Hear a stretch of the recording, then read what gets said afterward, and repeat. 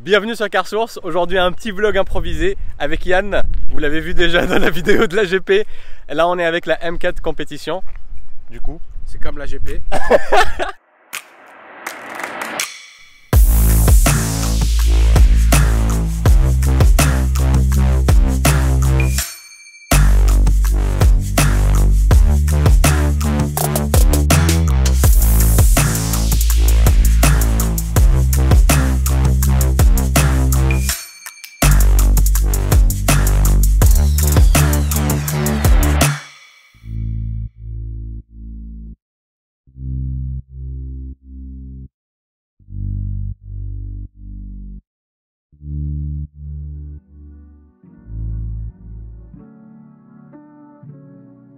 Bonjour. Attends, il est sympa ton suite NASA. C'est toujours NASA. Tu bosses chez eux. Waouh. Moi je peux dire je bosse à Non mais, hé, what? Eh mais, les haricots elles sont énormes. Mais en vrai, je dis ça mais elles sont super bien intégrées, tu vois.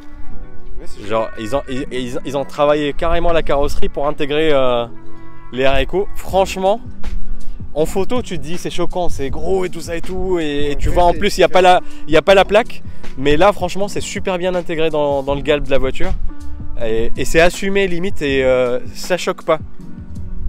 Ah, je vais mettre ça, franchement ça choque pas. Ah, elle est belle hein. En plus les petites touches de noir là, le toit en carbone, ça ressort tout. avec cette belle pluie de Bretagne, attention. Ouais. Ouais, effectivement. Il faut faire gaffe là. Il faut faire gaffe. Du coup, je vais voir l'arrière. Parce que là, à l'avant, on est d'accord que là, le devant, ça change pas d'une M3. M3 devant, c'est à l'identique. Donc le changement, il commence ici. C'est ça? Et le truc là chiant où tu t'approches, ça s'ouvre, ça se déverrouille et tout ça et tout. Ah, tiens, ça c'est marrant. Parce que d'habitude, ici, BMW, ils avaient un truc... Le tour ici, il était bien spécifique chez BMW, et là ils l'ont changé. Ah ouais. Toi, qu'est-ce que tu préfères, l'arrière de la M3 ou ça? De la M4, Ah ouais, moi je trouve qu'il est super réussi. Moi j'adore la M8, et je trouve que ça c'est encore limite... ouais, carrément, c'est une bébé M8. Ah ouais, c'est super bien réussi à l'arrière. Waouh. 4 grosses sorties, le diffuseur il est en carbone, là il y a le pack carbone partout hein, elle va biper tout le temps, sur la voiture, ouais, elle va biper tout le temps parce que tu te rapproches. Limite, je sais pas, tu peux mettre la clé à l'intérieur? Ouais. Et regarde-moi le siège baquet en carbone, ça c'est en option Yann hein? Oui. Wow, franchement, les ouvertures ici. En photo déjà ça se voyait que c'était un truc qui était top, mais là franchement c'est stylé hein. On voit le carbone, il y a du carbone ici au milieu et c'est super confortable à l'assise, et tu peux t'accrocher ici. Il y a énormément de réglages pour un siège baquet hein. Il y a le support lombaire, on peut régler en haut, en bas. Donc là on voit le pack carbone. Ça, le pack carbone à l'intérieur par contre, les sièges c'est en option, mais ça c'est de série, c'est ça? Pour moi il y a dans tout. Ouais. Là on voit la boîte de vitesse, elle change là, normalement on est sur une vraie boîte automatique. Malheureusement il n'y a plus la DKG, la raison elle est pour pouvoir accueillir la transmission intégrale.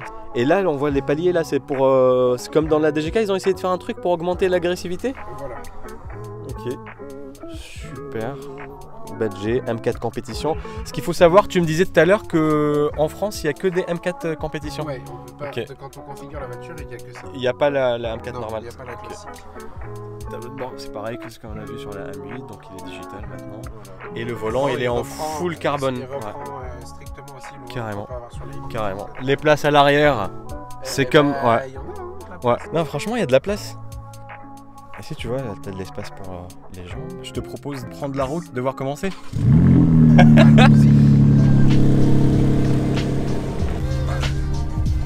C'est marrant là chez BMW, ils mettent de plus en plus la ceinture qui te sert quand tu démarres. Parce qu'il y a pas mal de marques qui font ça quand elles pressentent un accident, bah du coup elle te sert. Mais là elle le fait systématiquement au démarrage. Elle pressent l'accident à chaque fois. Elle sait qu'elle va y avoir un problème. Les sièges, franchement, ils sont super confortables. Oui. Faut pas manger trop à la cantine par contre pour s'installer dans ces sièges. Moi je vous le dis. C'est vrai qu'il faut pas manger trop. C'est pour ça d'ailleurs qu'on va aller prendre un McDrive. On va prendre un McDrive. On est sur un 6 cylindres biturbo. Oui. 3 litres, ça développe 510 chevaux, 650 Nm et le 0 à 100 est abattu en 3 secondes 9. Ça peut paraître un peu moins que la nouvelle C63, mais ce qu'il faut savoir, c'est que la nouvelle C63, elle va subir une hybridation, donc c'est un 2 litres de la classe A à 45 AMG avec un moteur hybride. Malheureusement, ça fait mal. Ça fait mal de le dire. C63 en 2 litres. Là, BM. C63. Ça veut plus rien dire, faut changer le nom là. Bah, de fou. C'est la C20. Exact. C20 électrique. Là, pour le coup, on a 510 chevaux, mais on est sur le bon vieux 6 cylindres biturbo. Ça va faire mal niveau malus, mais on sait ce qu'on veut, quoi. Cette année c'est 30 000, l'année prochaine c'est 40 000, l'année suivante c'est 50 000 et ainsi de suite. Ouais. Et je pense que c'est aussi c'est pour ça aussi que BMW ils se sont fait plaisir sur ce modèle là. Ils ont mis la nouvelle après l'ADN de la marque il est respecté.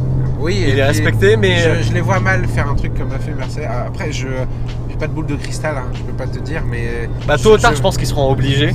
Ouais, ou alors ce sera sous la contrainte. Mais... Ouais, parce que sinon les voitures ils vont être hors de prix avec les nouveaux malus et j'avais lu, je sais plus où est-ce que j'avais regardé, en fait, Audi ils ont annoncé que à partir de 2000 quelque chose, 20, 30 ou un truc comme ça, ils arrêtent toutes les voitures thermiques. Il y a plein de dates qui fusent dans tous les sens en ce moment, mais faut se dire qu'il faut réussir à la respecter et on se rend pas compte, mais 2030-2035 c'est demain. Hein. Non, pour un constructeur carrément, hein, parce que là eux ils sont déjà sur le nouveau modèle, c'est demain le nouveau modèle. Et même on le voit juste pour les bonus électriques qui sont prolongés tous les 6 du mois, on les reprolonge alors qu'ils sont censés s'arrêter. Enfin il y a plein de choses comme ça, les malus en fait on les remet pas, on les reprolonge. Enfin, on voit bien qu'ils jouent avec la montre, ils savent pas trop quoi faire, donc au bout d'un moment tout le monde pourra pas suivre. Peugeot, Renault, nos constructeurs français, et des choses comme ça, s'il y a eu des malus repoussés, des choses comme ça, c'est parce que eux n'ont pas réussi à suivre. Hein. Aujourd'hui, certaines voitures, ne pourraient plus les commercialiser si on n'avait pas repoussé certaines échéances de malus. Carrément. Pour moi, ça va... 2030, c'est demain. Pour un constructeur automobile, c'est exactement ça. Hein. Parce que nous, on est sur le modèle 2021, mais eux, ils travaillent déjà sur le modèle d'après. Et celui-là, il est sorti, c'est bon, il n'y a plus besoin de travailler dessus. Carrément. Et donc, ils sont déjà sur la suite. Mais ça, c'est des choses dont on n'est pas au courant. C'est chez le constructeur, une poignée de personnes. Espérant que d'ici là, Porsche, elle va réussir à sortir son fuel synthétique. 0 empreinte carbone. Ouais, mais ce sera Porsche. Non, je pense que la technologie. Je sais pas, si tout le monde. Déjà, il y a pas mal de rumeurs que ça va. La Formule 1, elle va essayer de lancer ce fuel-là, travailler conjointement avec Porsche, et possiblement que Porsche rejoindrait la Formule 1 justement. Porsche en Formule 1. Ouais, si elle arrive à. Il y a déjà eu Porsche en Formule 1 Non, je pense pas. Jamais, hein, non, je pense pas. Ils sont dans les vannes du Mans, mais non, en GT, mais en F1, non. BM, ils ont essayé un partenariat avec Williams qui n'a pas été très fructueux. Très concluant, mais Williams, à cause du caractère d'ailleurs. Hyper concluant. A priori. Hein, Ouais. Mais bizarrement, ils avaient toutes les cartes en main. Hein. C'est apparemment ce que j'ai compris, c'est le caractère du fondateur de Williams, quoi, qui voulait faire tout seul. Il voulait pas utiliser le savoir-faire. Parce que BMW c'est pointu. Hein. En tout cas, ils sont pointus sur pas mal de choses. J'ai l'impression que dernièrement, à chaque fois qu'on a une voiture comme ça, il faut l'apprécier à sa juste valeur parce que ça se trouve, c'est la dernière, quoi. C'est un truc de fou. On dit chaque jour comme le dernier. Pas la papa. Il faut protéger, bien sûr, l'écologie, tout ça et tout, mais en même temps, ces caisses-là, elles roulent pas tous les jours. Bon, là, on va aller se caler tranquillement au centre-ville. On va manger un petit bout. Ouais. Là, on est détente, là, en vlog. On va aller manger un coup. En plus, moi, je fais trop le mec détente, le coude sur la portière.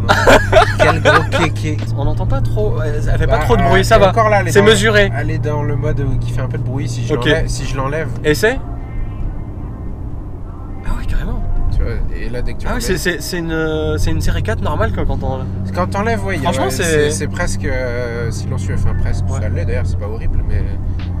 Mais des fois, t'as besoin quand même que ce soit silencieux. Si je fais ça... Quand tu sors du parking à 2h du matin... Là, t'as plus. carrément. Tu vois, mais des fois, t'as besoin de ça. Parce qu'ils disent, la plupart des gens disent, bah il faut toujours mettre du bruit, mais des fois, tu te réveilles le matin, 2h du matin, tu sors du parking, t'as pas envie de réveiller tout le monde. Il y a pas mal de réglages, mais j'ai hâte qu'il y ait là une ligne homologuée qui sort pour entendre le son, si on a la chance en tout cas d'entendre le son. Et ce sera, à mon avis, sympa, puisque d'origine déjà, ça rugit plutôt bien. On sent que c'est un petit peu étouffé, mais ça rugit. Et on va où en fait? On va aller dans la galerie commerciale tranquillement. Se manger un bout. Qu'est-ce que t'en penses? Vas-y, let's go. Oh là là. Tranquille. Limite, le seul défaut que je vois sur une M8, c'est qu'elle est trop grande. GT. Ah. Là, on a un 6 cylindres. Donc déjà c'est moins lourd que le V8 qu'on a sur la M8 et elle est plus sportive qu'une GT, tu vois. Oui. Ouais, c'est un caractère un peu différent. La M8 moi j'aime bien dans le sens où c'est justement le V8, j'aime bien aussi. Mais à choisir entre les deux, j'aurais du mal à te dire laquelle. Moi j'aurais pris une M4. La M8, moi je me verrais pas prendre une M8. Je me verrais prendre une M850i. Pour être vraiment dans la totale philosophie GT, tu vois. Discrète et tout, il y a pas, c'est vraiment Ouais, je sais plus combien sur la M8. Tu vois, M8 compétition, je me demande c'est pas 675 chevaux. Ouais, mais ou 625 j'avoue. Déjà juste à la M850i, t'as 530 chevaux, 3 secondes 2, 0 à 100, c'est un truc de fou quoi. Et c'est discret, tu vois. Ça fait vraiment l'ADN GT, tu vois. La 850, toi t'as eu la chance de l'essayer. Moi j'ai pas fait, donc je peux pas te dire. Je suis monté dedans mais j'ai pas conduit. Ah ok. Mais franchement, elle est pas mal. Hein. Franchement, elle est discrète, t'as de la puissance quand tu veux. Et c'est vraiment, je trouve que ça correspond plus à la philosophie GT. Alors que là, je préfère limite une M4 qu'une 440i. Parce que je trouve vraiment. Là, oui. Là, on est sur la sportivité à fond. Il y a un écart total, c'est pas la même chose. D'ailleurs, tu vois, les roues sont pas chaussées pareil. T'as 20 pouces derrière, 19 devant. Franchement, elle a une belle dégaine. Elle est bien assise. Et ça, je vous conseille vivement, si vous avez l'occasion de la voir en vrai. D'ailleurs, elle sera exposée celle-là à la concession, non? Ouais. Donc déjà, les gens si vous êtes à Brest, vous avez envie de la voir en vrai, elle sera exposée à la concession. Donc vous pouvez la voir en vrai et vous allez voir la calandre. Moi, j'étais un peu sceptique avec les haricots, les massifs là qu'ils ont fait. Mais franchement, c'est super bien sculpté, ça va super bien. Classique, ouais. Vous verrez, on en a. Et la série 4 classique, elle a les grands haricots comme ça et tout. Aussi, bien sûr. Bah, toute la gamme maintenant, on commence à l'avoir. Et je trouve que ça rappelle les anciennes BM parce que les haricots, ils étaient allongés sur les anciennes BM. Oui, c'est vrai. Oui. C'est pas loin de l'ADN de la marque. C'est vrai. Et franchement, il y a pas mal de gens qui disent oui, la calandre elle est moche, on préfère celle de l'ancienne. La boîte c'est plus une DKG, etc. Mais à la fin de la journée, la boîte, je suis d'accord qu'une DKG, ça correspond plus au caractère de la. Moi, franchement, ça m'a. Ça te dérange pas trop. Non. Mis à part, t'es tout le temps dans les 7000 tours minutes. Généralement, quand tu veux une voiture où tu es tout le temps dans 7000 minutes, tu es dans une Féfé ou une Lambo. Hein. M4 généralement parce que tu veux allier les deux. Une voiture en centre-ville, daily, ça, tu t'amuses, tu vas circuit. C'est quelque chose de très polyvalent. Depuis tout à l'heure, on est confort. En confort. Et franchement, je trouve que ils prennent du risque. BMW, ils prenaient pas beaucoup de risques. C'était les mêmes tableaux de bord, le même design. Et là, ils prennent beaucoup de risques. C'est ce qu'on aura commencé à leur reprocher. Et franchement, le coup de crayon là sur la M8 et celle-ci, j'étais un peu sceptique sur les photos, mais quand je l'ai vue en vrai, franchement, elle est magnifique. Ah, c'est sympa l'éclairage LED à l'intérieur. Bah oui, de risque. T'as vu le teaser Sim Racing? Moi, j'ai la chance de l'avoir vu. Pour ceux qui ont loupé le teaser, je me lance un peu dans le sim racing sur Car Source, donc il va y avoir aussi pas mal de vidéos prochainement autour du sim racing. Comment choisir le setup, pas parfait, mais parfait pour chacun, donc qui correspond le plus à votre utilisation. C'est quoi les technologies qui se trouvent par exemple dans les pédaliers, dans les bases sur le marché. Et surtout, on va commencer à faire pas mal de streams avec Yann aussi, parce qu'il il aime bien aussi les simulations automobiles. Donc c'est un peu pour diversifier le contenu et toucher aussi à ça. Moi, c'est une de mes passions aussi, le sim racing, et j'ai envie de partager ça avec vous. Donc pour ceux qui ont loupé le teaser, je vous mets ici le petit raccourci, jetez-y un œil et les vidéos ils vont arriver très bientôt.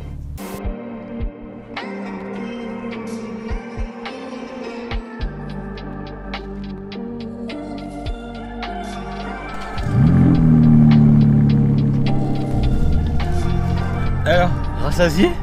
Ah, j'ai plus faim là. Ça y est. On a bien mangé. On a bien regardé les télés. Encore une fois, on n'a bien pas acheté. C'est bien ça.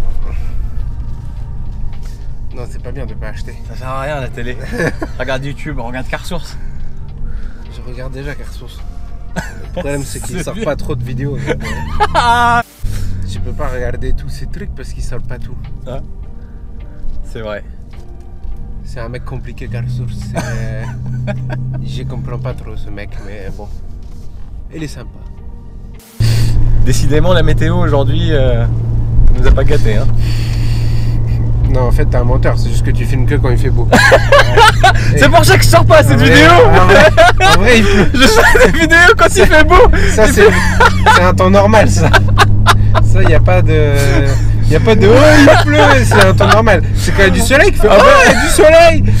En fait quand il fait beau 6 fois par an en Bretagne, moi je sors 6 vidéos. Voilà, c'est ça. Wow, wow, wow.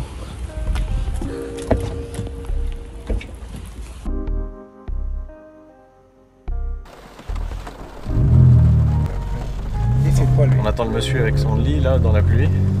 Courage.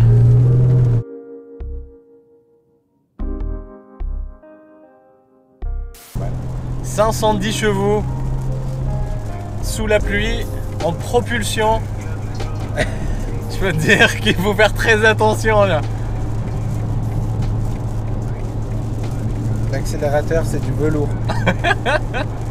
J'ai jamais fait autant d'accélération progressive, tu vois. Bon, moi je coupe pas, hein. Je sais ce que tu vas me dire. Moi je coupe pas, frère. Je ne suis pas un criminel. Moi non plus. T'as pas le droit d'être criminel, c'est toi le criminel. Mais le truc de fou, c'est qu'ils ont réussi à avoir une sonorité comme dans la M8. On a l'impression que c'est un V8.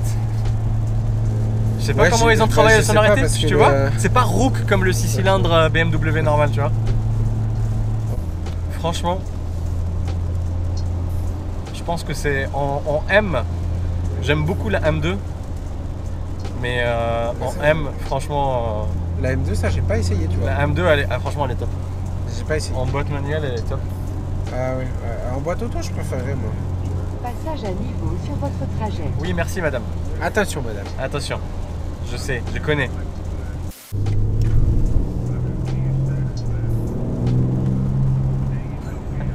Tu vois, tu sens qu'elle a qu'une envie.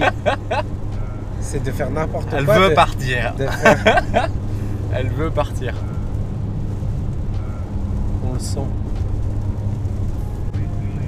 C'est ça qui fait peur avec la voiture. Oh, franchement, c'est...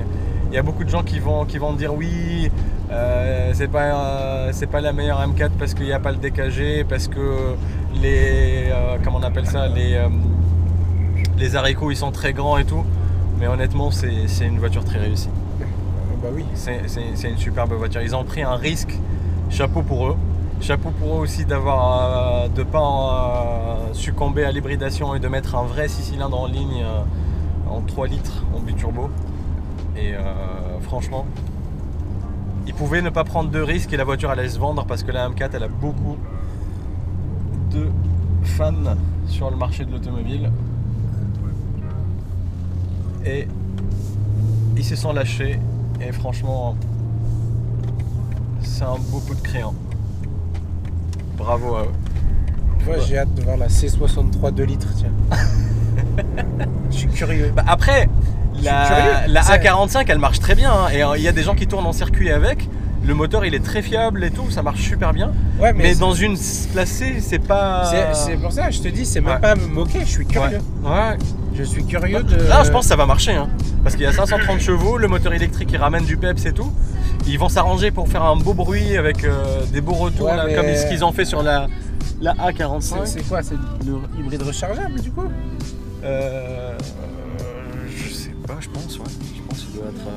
jeune. Ah, il y a le bus après. Par contre, 800, Merci madame. 800 Nm de couple. 560 chevaux. Boîte auto 9 rapports. Cadre au 850 Nm de couple. Ça c'est le moteur électrique. 800. Ah. 3 secondes 5, 0 à 100. T'as senti le pneu là déraper? Ah là là là là. Vitesse de pointe 291 km/h. Par contre, elle pèserait 2 tonnes. Ouais. Là on est sur 1725 kg, c'est-à-dire 180 kg de plus que l'ancienne version, mais ça c'est parce qu'il y a la transmission en boîte auto qui est beaucoup plus loin d'un double embrayage pour accueillir, comme on a dit, bientôt la transmission intégrale. Il y en a qui vont me dire oui, transmission intégrale. Il faut savoir qu'il y a des gens qui roulent ces voitures-là au quotidien et vous voyez là sur la pluie comment elle dérape, c'est un truc de fou. Quoi. Ce sera de l'hybride rechargeable. C'est l'hybride rechargeable, ok. Il pourrait être totalement électrique pendant 63 km. Voilà. J'aime beaucoup le V8, mais je trouve certaines marques, le V8 il est fiable, certaines marques il est pas fiable. Le V8, il y a beaucoup de problèmes sur des V8. Les V12 aussi, c'est pire, mais le 6 cylindres, je trouve que c'est le moteur de prédilection de BMW et c'est le moteur le plus fiable de BMW. C'est le savoir-faire. Moi j'ai beaucoup d'interrogations sur la longévité d'un 4 cylindres de litre avec autant de puissance. Ouais, je pense que le moteur électrique il va prendre pas mal le relais, non? Je sais pas. Bah pour soulager, mais un moteur électrique, nous tu le vois dans notre gamme, dans l'hybride rechargeable chez BMW, au-delà de 130, il n'est pas capable de suivre. C'est forcément le thermique. Le thermique qui prend le relais. Donc est-ce que ça va être la même? Après, il a fait ses preuves sur la classe 1, hein, le 2 litres. Oui, ok, seul. Ouais. Et là on parle d'une classe C avec 2 tonnes, enfin tu vois, c'est... Ouais, je sais pas. À voir. Dites-nous en commentaire ce que vous pensez sur la nouvelle C63, sur la nouvelle M4. Pour moi, franchement, c'est une réussite. Bravo à eux. Faut pas écouter, il y aura toujours des snobs qui vont préférer l'ancienne. Moi, je trouve que c'est une exceptionnelle voiture. Et voilà, donc je pense que c'était tout pour cet épisode. Je vous dis à très bientôt sur Car Source. D'ici là, prenez soin de vous. Ciao. Bisous.